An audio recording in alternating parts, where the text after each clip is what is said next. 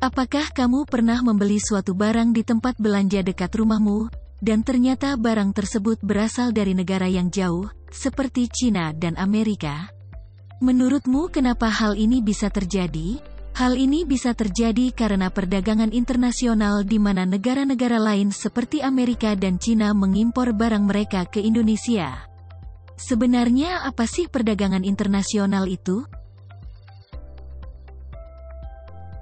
Perdagangan internasional merupakan suatu aktivitas atau kegiatan perdagangan yang dilakukan oleh dua negara yang berbeda. Aktivitas perdagangan tersebut tentunya telah disetujui oleh kedua belah pihak di dalam suatu perjanjian.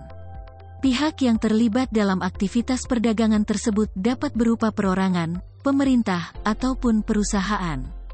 Perdagangan internasional juga memiliki tujuan, yaitu sebagai berikut: untuk memenuhi kebutuhan yang ada di negara lain, untuk menaikkan devisa negara, memperoleh keuntungan dari spesialisasi, memperluas pasar dan menambah keuntungan, transfer teknologi modern. Perdagangan internasional juga dipengaruhi oleh beberapa faktor, antara lain, ketersediaan sumber daya alam, adanya perbedaan faktor produksi, diperlukan untuk memenuhi keperluan dalam negeri, mendapatkan keuntungan dari kegiatan dagang yang dilakukan antar negara, adanya keinginan untuk memperluas pasar, adanya keinginan untuk bekerja sama dengan negara lain, adanya perbedaan kondisi geografis, adanya perbedaan teknologi, menghemat biaya.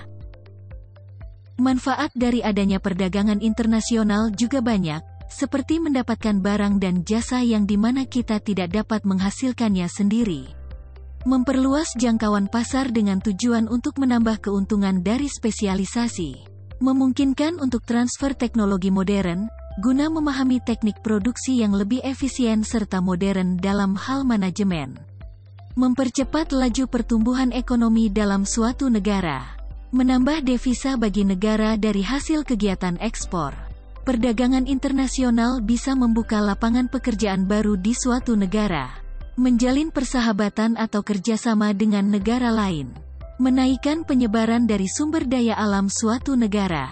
Selain itu ada juga beberapa hal yang menghambat perdagangan internasional, seperti kebijakan tarif, kebijakan non-tarif, adanya berbagai lembaga ekonomi di suatu daerah, mata uang yang berbeda-beda, kualitas produk yang buruk, menurunnya tingkat kesejahteraan suatu negara, adanya resiko besar dan kesulitan dalam melakukan pembayaran, nilai tukar mata uang yang berubah-ubah, regulasi ekonomi yang berbelit-belit, keamanan negara yang tidak terjamin.